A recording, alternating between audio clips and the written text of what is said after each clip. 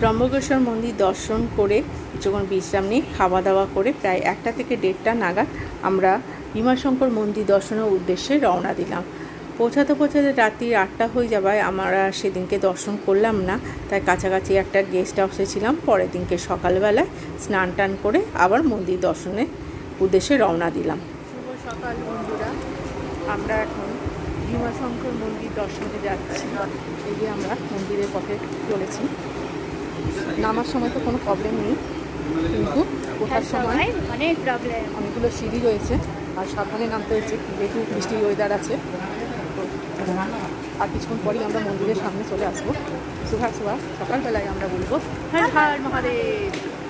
মন্দির দর্শন করে যখন সামনে আসলাম মন্দিরে, আশেপাশে দৃশ্য দেখে ঘন কুয়াশায় মরা এই মন্দির দেখে এত ভালো লাগছিল না, যেন অদ্ভুত শান্তি।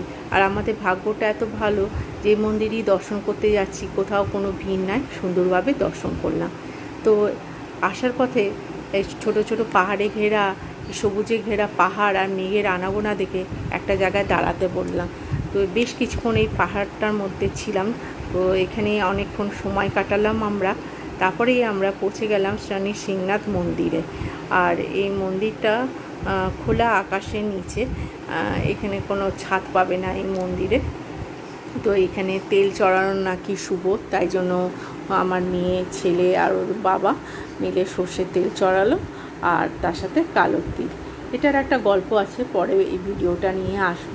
তো এরপরে এখানে দর্শন করেই আমরা আবার পৌঁছে গেছিলাম সিডনি সাই বাবা মন্দির। তখন প্রায় বাজে রাত্রি 7টা। তো যেহেতু এখানে কোনো ফোন অ্যালাউ নেই, তাই জন্য শুধু কোনো ভিডিও, কোনো ফটো তুলতে পারিনি। যেটুকু তুলেছি পরে দেখাবো আপনাদের। তো ওই দিনকে ওই আশেপাশেই ছিলাম সিডনি হোটেলে। তো পরের দিনকে আমরা আবার মুম্বাই উদ্দেশ্যে রওনা দিলাম। আর আমাদের পৌঁছাতে প্রায় বিকাল হয়ে যাওয়ায় আমরা ওই দিনকে কিছু ঘুরতে পারিনি। পরের দিনকে সকালবেলায় আমরা স্নান টান করে ব্রেকফাস্ট করে প্রথম দিনকে আমরা পৌঁছে গেছিলাম।